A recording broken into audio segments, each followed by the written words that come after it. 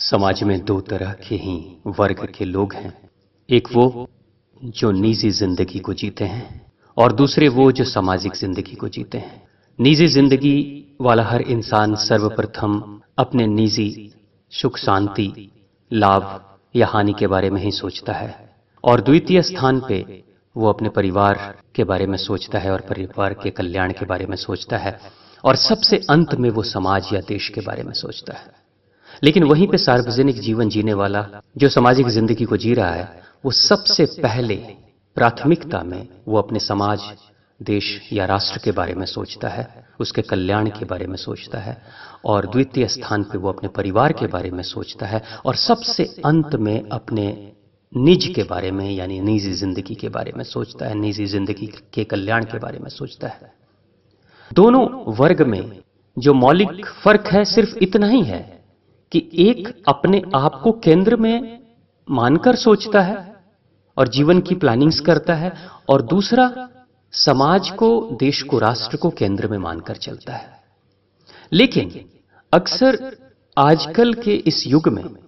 जो कोई भी सामाजिक जीवन को, सार्वजनिक जीवन को जी रहा है, देश, राष्ट्र, समाज के बारे में सोच रहा है, अक्सर हम ये बात कहते हैं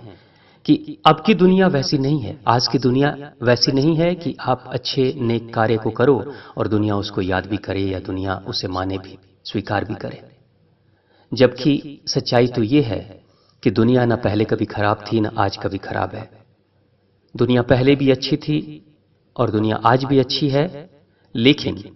जब कुछ लोगों को ये दुनिया बुरी दिखाई देती है तो वो आज भी बुरी दिखती है और कल भी बुरी दिखती है। सच्चाई तो ये है कि ये पूरी की पूरी जो प्रकृति है, ये प्रकृति एक विशालकाय उस जिन की तरह है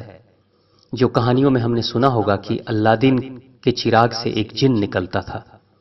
और एक विशालकाय कद वाला जिन सामने खड़ा हो जाता था और अल्लादीन से पूछता था कि बताओ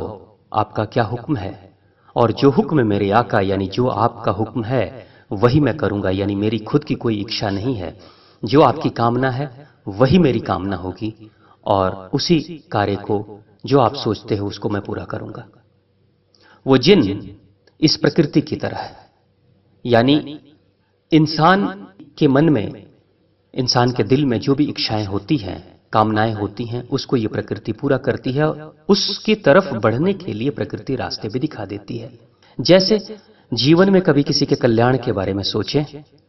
तो प्रकृति हमें अनेकों तरह के रास्ते भी बता देती है कि कैसे कैसे आप किसी के जीवन में कल्याण कर सकते हो, उसकी भलाई कर सकते हो, कैसे उसको शारीरिक, मानसिक, आध्यात्मिक, भौतिक या किसी भी तरह से आप मदद कर सकते हो। 50 रास्ते प्रकृति बताती है। लेकिन वहीं पे जब आप किसी के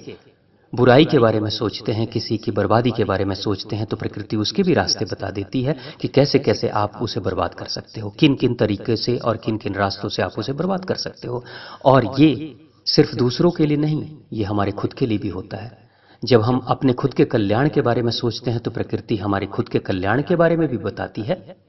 जैसे कोई छात्र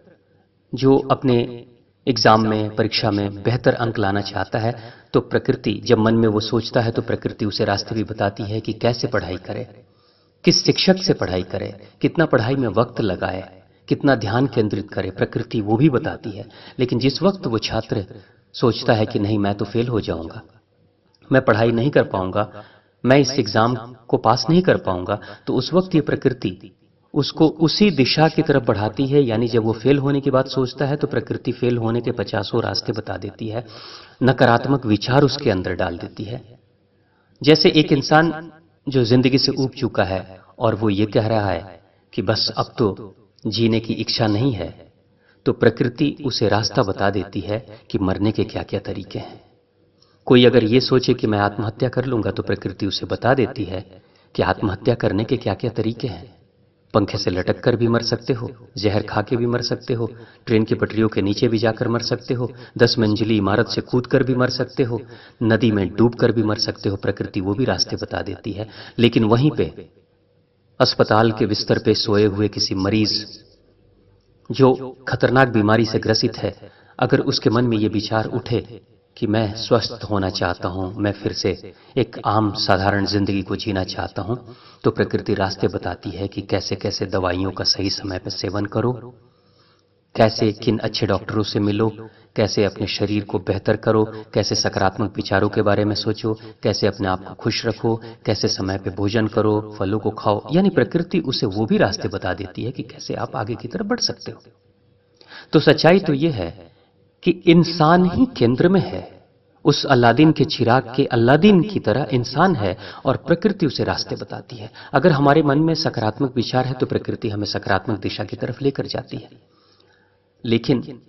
अभी के वर्तमान समय में बहुत ऐसे लोग हमारे समाज में हैं जो ये कहते हैं कि हमारे पास सौभाग्य नहीं है, मौका नहीं है, करने के लिए कुछ काम नहीं है, नहीं तो मैं भी बहुत कुछ कर सकता हूं, मेरे अंदर भी क्षमताएं हैं, मेरे अंदर भी योजनाएं हैं, लेकिन मुझे मौका ही नहीं मिल रहा है, इसलिए मैं कर नहीं रहा हूं।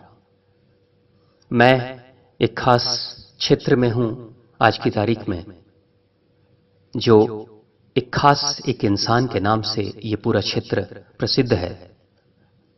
बहुत पहले की बात है, एक हजारी नाम का एक ग्रामीण रहता था, गरीब ग्रामीण, अनपढ़ ग्रामीण, जिसकी शिक्षा दीक्षा बहुत अच्छी नहीं थी और बहुत अच्छा किसान भी नहीं था, यानी गरीब भी था वो। लेकिन उसको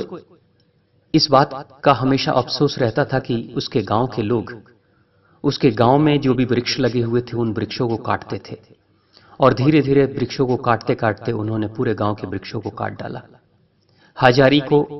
ये बातें पसंद नहीं आई और हजारी ने गांव वालों को सबको समझाया, बहुत कुछ समझाया, बोला कि नहीं, ये वृक्षों की जरूरत है, ये इन वृक्षों के रहने से ही वातावरण शुद्ध होता है, बारिश होती है या हमारे जीवन में कल्याण होता है। लेकिन गांव के लोग, चूंकि हजारी एक साधारण सा इंसान था, अनपढ़ सा इंसान था, गरीब इंसान था, इसलिए उसकी बातों को किसी ने उसकी बातों पर ध्यान भी नहीं दिया। लेकिन हजारी ने सोचा कि नहीं, इस तरीके से वृक्षों को काट के बर्बाद कर डालें और उसके बाद से मैं चाहकर भी कुछ न कर पाऊं तो ये बेहतर नहीं है। ये प्रकृति मेरी है, ये संसार मेरा है, तो मुझे भी कुछ करने की जरूरत है। तो हजारी ने एक निर्णय किया कि जब कभी भी अपने घर से बाहर निकलूंगा, खेतों की तरफ जाऊंगा, तो कम से कम 2 वृक्ष, 2 आम के पेड़ में लगाऊंगा। और इस निर्णय के बाद, इस फैसले के बाद, इस प्रतिज्ञा के बाद हजारी ने रोज यही काम किया। प्रतिदिन वो अपने घर से बाहर निकलता था, जब खेतों की तरफ जाता था तो 2 आम के पौधे को लेकर जाता था और वृक्षों को लगा कर आता था। अकेला हजारी ने अपने जीवन काल में पूरी जिंदगी भर इसी काम को करते रहा और मरने के समय तक हजारी ने अकेले सिर्फ अपने ही हाथों से, उस इंसान ने 87,000 आम के वृक्षों को लगाया। जीवन काल में अकेला एक इंसान 87,000 आम के वृक्ष को लगाता है और उसके द्वारा किए गए समाज के लिए इतना बड़ा योगदान को देखकर उस पूरे क्षेत्र का नाम हजारी बाग कर दिया जाता है, क्योंकि हजारी ने ही उस बागीचे को लगाया था, इसलिए उसको हजारी बाग कहते हैं। आज झारखंड प्रदेश का एक खास जिला है जिसको हजारी बाग के नाम से जानते हैं। हजारी मर गया, हजारी अब नहीं है, लेकिन हजारी ने जो योगदान किए इस समाज के लिए, आज ये समाज, ये देश, ये दुनिया उसे याद कर रही है। हजारी ने जो पेड़ लगाए, उन पेड़ों से जो आम निकलते हैं वो सिर्फ हजारी के बच्चे नहीं खा रहे हैं, पूरे समाज के सारे लोग खाते हैं। हजारी के 87,000 पेड़ों के लगाने के बाद से जो बादल मंडराते हुए आते हैं और बरसते हैं, तो वहां सिर्फ हजारी के घर वालों के खेतों की सिंचाई नहीं होती है, पूरे गांव के आसपास के और पूरे हजारीबाग के खेतों की सिंचाई होती है। यानी सार्वजनिक जीवन जीने वाला हर इंसान जब समाज और देश के बारे में सोचता है तो उसमें उसका निजी स्वार्थ और निजी जिंदगी और निजी परिवार भी शामिल हो जाता है। जब कभी भी कोई इंसान, जैसे हजारी जैसा कोई इंसान जब वृक्ष को लगाता है और बारिश होती है तो सबका कल्याण होता है। लेकिन वहीं पे जो निजी इंसान है, जो निजी जिंदगी और निजी स्वार्थ के बारे में सोचता है, वो सोचता है कि बस अपने कल्याण के बारे में सोच लो, क्या जरूरत है समाज या देश के बारे में सोचने की। तो उस इंसान को यह भी सोचना चाहिए कि जिस समय वो इस शरीर को त्यागेगा, छोड़कर जाएगा इस दुनिया को, उसके बाद उसे याद करने वाले कौन रहेंगे, और बहुत याद करने वाले हुए तो सिर्फ उसके परिवार के चंद सदस्य। लेकिन वहीं पे सार्वजनिक जीवन जीने वाला जो इंसान होता है, जिस जीवन को वो जीता है उसमें उसका निजी जीवन तो शामिल है ही, पारिवारिक जीवन भी शामिल है और साथ में पूरे समाज और राष्ट्र का वो एक सदस्य बन जाता है। और वो किसी को कहकर नहीं जाता है। हजारी ने कभी किसी को नहीं कहा कि मेरे नाम से किसी जिले का नाम हजारीबाग रख देना, लेकिन ये समाज, ये दुनिया, ये देश के लोगों ने उसको सम्मान देने के लिए हमेशा हमेशा के लिए ऐसा नाम दे दिया जो हमेशा अमर रहेगा। तो हमें अपने नजरिए को देखने की और उस शुभ अवसर को तलाश करने की जरूरत है, उस सौभाग्य को तलाश करने की जरूरत है कि क्या हम भी कुछ योगदान कर सकते हैं अपने जीवन काल में, या सिर्फ जिंदगी पूरी शिकायतों से ही गुजार देंगे, सिर्फ ये कहते हुए कि ये दुनिया वैसी नहीं है, यहां पे कुछ बेहतर करने से कोई फायदा नहीं। नहीं, हम सकारात्मक चीजों को ढूंढें, तलाशें और हम भी कुछ करें। जाने से पहले हमारा भी कुछ योगदान होना चाहिए, क्योंकि लेकर तो बहुत कुछ जाते हैं, देकर भी कुछ जाएं, इसके बारे में भी सोचें। धन्यवाद, आपका दिन शुभ हो।